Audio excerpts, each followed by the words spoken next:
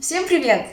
Если хотите стать богатым, успешным или накопить на свою мечту, Или вам нужны деньги на крупную или не очень покупку, то вы можете взять кредит или накопить, не влезая в долги. А как это сделать? вы узнаете в нашем видео. Красивая тема с 1 числа начать.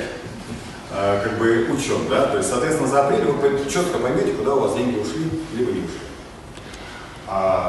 Дальше вы поймете, а надо ли было мне на это тратить. И зачем я вот сюда вот потратил, спокойно и без этого просто существовал. Соответственно, вот здесь вы поймете, а так ли у вас действительно есть разрыв между доходной и расходной частью.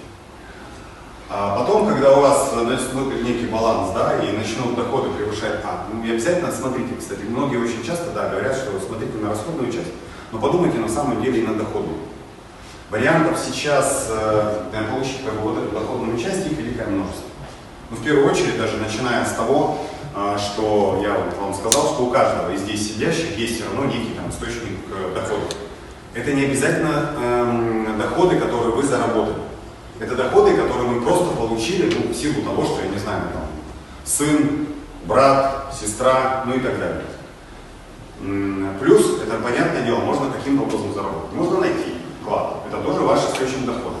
Понятно, что вероятность получения его крайне мала, и это очень ненадежный источник дохода, но тем не менее это источник дохода.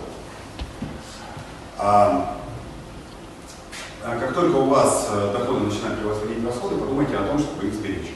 Но давайте смотрите, вот еще один интересный момент такой. Обязательно необходимо иметь, раньше наши родители, может быть, даже бабушки, дедушки говорили о том, что мы откладываем на черный день. На черный день вы так называемые создаете некую подушку безопасности. Вот как вы считаете, какая должна быть подушка безопасности, финансовая подушка, чтобы вы при наступлении какой-то ситуации, пусть кризиса, чувствовали себя в безопасности? Как минимум 3 месяца. 6 месяцев. 3-6 месяцев от чего? Ежемесячного дохода? Ежемесячных расходов.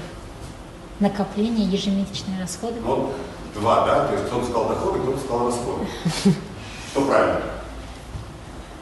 Расходы, наверное, все-таки. Почему? Потому что мы же от них не сможем избавиться. Абсолютно правильно. Абсолютно правильные размеры, то есть каждый, в принципе, сам для себя принимает решение от 3 до 6 месяцев. Это считается стандартная, нормальная тема. Почему 3-6? Потому что среднестатистический человек при большом желании найти работу в течение, условно, 3 месяцев, мы считаем, что кризис, это условно он потерял доходную часть. То есть он не может обеспечивать а-ля свою семью. За 3 месяца среднестатистический человек чаще всего находит работу, которая позволяет ему, как минимум, вернуться на второй уровень, где мы сводим концы с концами. То есть доходы равны расходам. Поэтому от 3 до 6 месяцев мы с вами должны сформировать подушку безопасности. Что это такое? Мы должны с вами получить объем денег, который бы на протяжении 3-6 месяцев позволил бы нам существовать в рамках той жизни, которая у нас была до кризиса. А эту жизнь нами определяет не доходная составляющая, а именно расходная. То есть как мы с вами привыкли деньги тратить. Привыкли мы тратить 25 тысяч в месяц.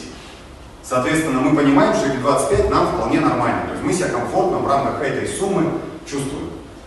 Определяем, что нам нужно на 4 месяца эту сумму. Значит, соответственно, у нас где-то на черный день должна лежать сумма в объеме 100 тысяч. 100 тысяч рублей. Соответственно, вы четко понимаете, наступил кризис, у вас есть вот эта кубышка.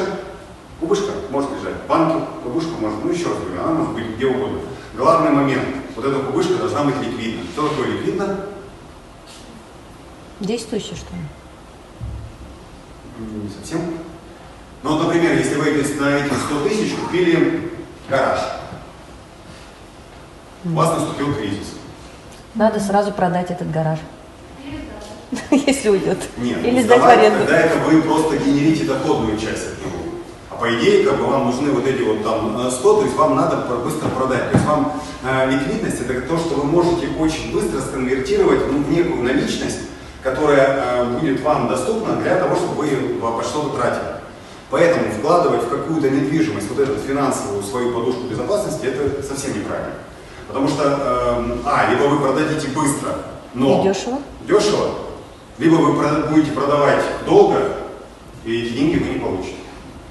Вкладов это абсолютно безболезненная тема, то есть если вы хотите положить на депозит, вкладывайте на депозит. Каждый банк, для понимания, отчисляет определенную сумму в это агентство от объема вклада, который он привлек. То есть это отчисляет банк, то есть тем самым он создает некую подушку себе потом, для подобного рода критических ситуаций. Центробанк старается не доводить до этого, поэтому он старается как можно быстрее увидеть там информацию. Такой-то банк обанкротился, такой-то банк обанкротился. Это вот ровно делается с точки зрения того, чтобы не доводить тему до банкротства банка, когда он накопит огромное количество этих вкладов, потому что потом их надо будет компенсировать. Если Центробанк видит проблему у конкретного банка, он, не дожидаясь наличия огромных проблем, он просто объявляет его закрытие. При этом то же самое, еще раз, агентство страхования вклада, все деньги вы получите, если ваш вклад в этом банке вот до этого.